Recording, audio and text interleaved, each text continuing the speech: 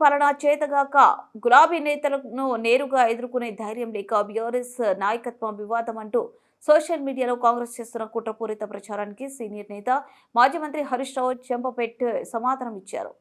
BRS ముఖ్య నేతలు నడుమ ఎలాంటి విభేదాలు కానీ ఆధిపత్యం పోరు కానీ లేదని ఆయన కుండ బద్దలు కొట్టినట్టు ప్రకటించారు. తద్వారా గులాబీ శ్రేణిలో అయోమయాన్ని సృష్టించేందుకు జరుగుతున్న ప్రయత్నాలకు ఆయన తెరదించారు. సోషల్ మీడియా వేదికగా తనపై సాగుతున్న కేవలం కొందరి దుష్ప్రచారమని కట్టుకథ అని హరీష్ రావు స్పష్టం చేశారు. గత 25 ఏళ్లుగా తాను కేసీఆర్ గీసిన గీత దాటలేదని, ఇకపై కూడా దాటే ప్రసక్తే లేదని తేల్చి చెప్పారు.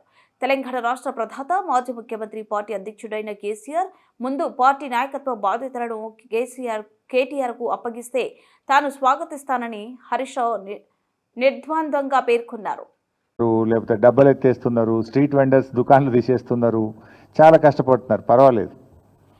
కానీ దేశానికి అన్నం పెట్టే రైతన్న కోసం, ఆరుగాలం కష్టపడి పంట పండించే రైతన్న కోసం రివ్యూ చేయడానికో, రైతుల కష్టాలు తీర్చడానికో ఈ ముఖ్యమంత్రి గారికి, ఈ ప్రభుత్వానికి కనీసం సమయం లేకపోవడం అనేది చాలా దురదృష్టకరం.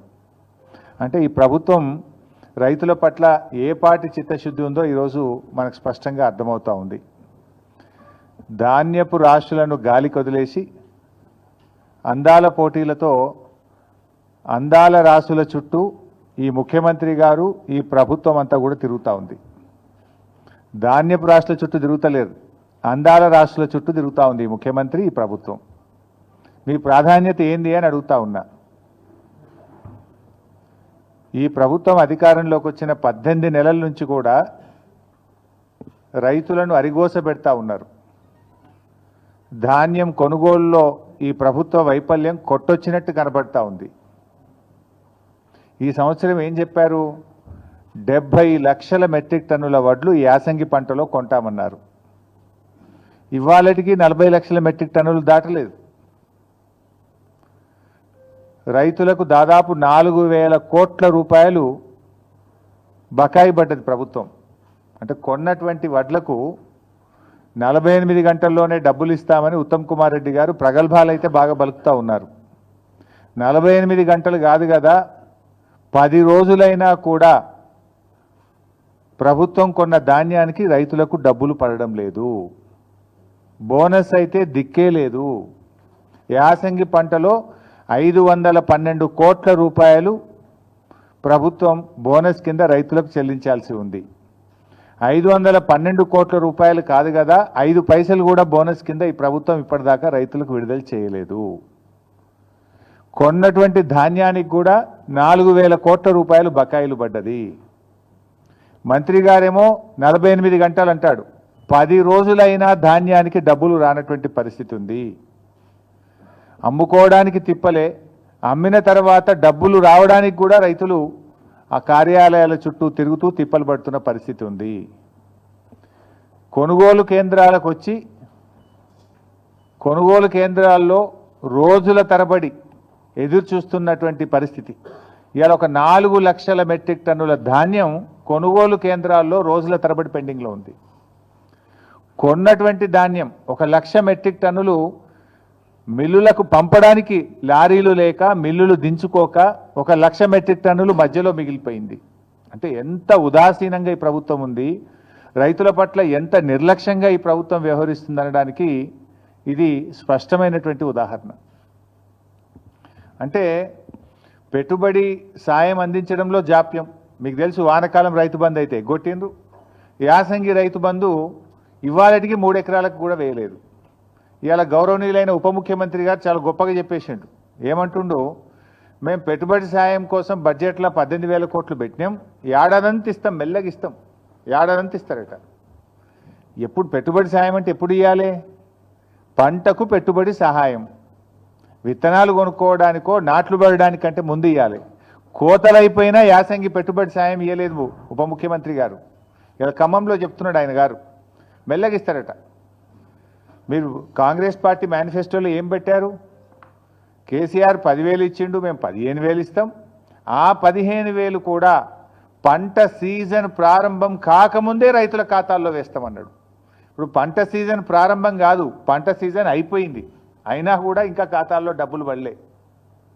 ఓడదాటదాకా ఓడమల్లప్ప, ఓడదాటినాక బోడమల్లప్ప. ఇది ఇంకా అసెంబ్లీ బడ్జెట్ స్పీచ్లో చెప్పింది ఈ డైలాగ్ బట్టి విక్రమార్క గారు. ఇది నీకే వర్తిస్తుంది విక్రమార్క గారు. మొన్నటి బడ్జెట్ సమావేశాల్లో బడ్జెట్ స్పీచ్లో ఈ కథ చెప్పిండు. ఓడదాటినాక ఓడమల్లప్ప అంటే బోడదాటినాక బోడమల్లప్ప అని, ఓడదాటినాక బోడమల్లప్ప అని కథ చెప్పిండు. ఇది ఎవరికి వర్తిస్తుంది బట్టి గారు? నీకే వర్తిస్తుంది. నీ మేనిఫెస్టో తీసి చూసుకో. పంట పెట్టుబడి సాయం రైతులకు అందించడంలో జాప్యం, కొనుగోలు కేంద్రాల్లో ధాన్యం కొనుగోలు చేయడంలో జాప్యం, కొన్న ధాన్యాన్ని మిల్లులకు తరలించడంలో జాప్యం, గన్నీ బ్యాగులను సమకూర్చడంలో జాప్యం, రైతులకు సకాలంలో 48 గంటల్లో డబ్బులు వేస్తామని చెప్పి చెల్లించడంలో జాప్యం, ధాన్యాన్ని లారీలు ఎక్కించడానికి హమాలీలు లేరు, హమాలీలను సమకూర్చడంలో వైఫల్యం, కొనుగోలు కేంద్రాల్లో కనీస సౌకర్యాలు త్రాగునీరు కానీ వడదెబ్బ తగలకుండా నీడను కలిగించడంలో ప్రభుత్వ వైఫల్యం, గన్నీ బ్యాగులు సకాలంలో సమకూర్చడంలో వైఫల్యం, గొప్పగా చెప్పిన బోనస్ను అందించడంలో ఘోర వైఫల్యం. అంటే మొత్తంగా కూడా అంత బోగస్. ముఖ్యమంత్రి గారు పోయిన అసెంబ్లీ సమావేశాల్లో మాట్లాడుతూ మా ప్రభుత్వంలో తరుగే తీయడం లేదు, అసలు తరుగు ప్రశ్నే లేదు మా ప్రభుత్వంలో అని చాలా గొప్పగా అసెంబ్లీలో భారీ డైలాగులు కొట్టిండ్రు. ములుగు జిల్లా గోవిందరావుపేట మండలంలో ఒక జట్టి రాజు అనే ఒక రైతు 10 కిలోల తరుగు తీస్తున్నారని ఆత్మహత్యా యత్నం చేసుకున్నాడు. క్వింటాల్కు 10 కిలోల తరుగు తీస్తున్నారు. రేవంత్ రెడ్డి చెప్తాడు అసలు తరిగే తీస్తలేరు మా ప్రభుత్వంలోనే అసెంబ్లీలో చెప్తాడు. ములుగు జిల్లా సీతక్క గారి నియోజకవర్గం గోవిందరావుపేట మండల కేంద్రం, అదే గ్రామంలో జట్టి రాజు అనే రైతు 10 కిలోల తరుగు తీస్తుంటే పురుగుల మందు దాగి ఆత్మహత్య చేసుకునే ప్రయత్నం చేసిండ్రు. ఇవాళ రాష్ట్ర వ్యాప్తంగా కూడా మీరు చూస్తే ఇవాళ రాష్ట్ర వ్యాప్తంగా చూస్తే తాలు తరుగు పేరుతో రైతులకు అన్యాయం జరుగుతుందని చెప్పి ఇలా అనేక చోట్ల ధర్నాలు జరుగుతూ ఉన్నాయి. సకాలంలో వడ్లు కొనడం లేదు, మొలకెత్తుతున్నాయి. మొన్న నా నియోజకవర్గం ఇరుకోడు గ్రామంలో నేను వెళ్తే వడ్లు వర్షం పడి ప్రభుత్వం కొనకపోవడం వల్ల మొత్తం మొలకలెత్తినాయి. మొలకలెత్తి రైతులు అసలు 600-700 క్వింటాలకు ప్రైవేట్ వాళ్ళకి అమ్ముకుంటున్న పరిస్థితి. అంత దారుణమైన పరిస్థితి క్షేత్రస్థాయిలో ఉంది. ఇవాళ కొనుగోలు కేంద్రంలో కొన్న వడ్లు కూడా సకాలంలో తరలించక సంచులు తడిచిపోతున్నాయి. 3-4 రోజులు కొనుగోలు కేంద్రంలో అసలు వారం 10 రోజులు అవుతుంది, కొన్నాక కూడా 3-4 రోజుల దాకా మిల్లులు దించుకోవడం లేదు. అంటే ఒక్కొక్క రైతు 10 రోజులు ఉంటుండు కళ్ళంలో. వడ్లు తెచ్చినప్పటి నుంచి మిల్లులో దించే వరకు 10 రోజులు పడిగాపులు గాయాల్సి వస్తూ ఉంది. మరి బాయికాడ బర్రేం కావాలి, దుడ్డేం కావాలి, మళ్ళీ వానకాలం వర్షాలు పడుతున్నాయి, వర్షాకాలానికి రైతు సమాయత్తం కావాలన్నా వద్దా? 10 రోజులు పండించిన ధాన్యాన్ని అమ్ముకోవడానికి కళ్ళాల్లో రైతులు వేచి చూడాల్సిన పరిస్థితి ఏర్పడితే ఏంటి? ఎందుకంటే ఇక్కడ వడ్లు ఆరబెట్టడానికి, వడ్లు కొనడానికి వారం రోజులు పడుతుంది. మళ్ళీ లోడ్ అయినాక రైస్ మిల్లులో దించుకోవడానికి 2 రోజులు 3 రోజులు పడతా ఉంది. రైస్ మిల్లులో దిగి రైతు సంతకం పెట్టేదాకా అక్కడ ఉండాల్సి వస్తుంది. 10 రోజులు రైతు తాము పండించిన పంట అమ్ముకోవడానికి ఈ ప్రభుత్వంలో ఇబ్బందులు పడాల్సినటువంటి పరిస్థితి ఏర్పడతా ఉంది.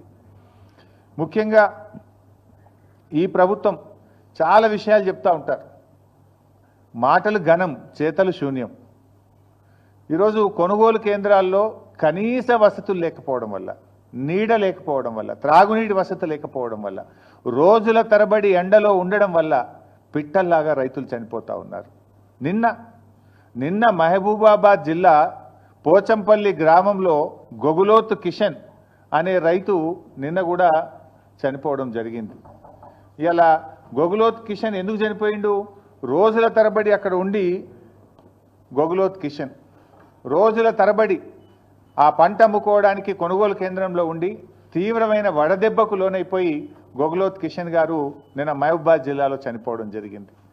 అదేవిధంగా 15th ఏప్రిల్లో జగిత్యాల జిల్లాలో ధారూరు గ్రామంలో వడదెబ్బ దాకి జలపతి రెడ్డి అనేటువంటి రైతు కొనుగోలు కేంద్రంలోనే వడ్ల కుప్ప మీదనే చనిపోయినటువంటి పరిస్థితి.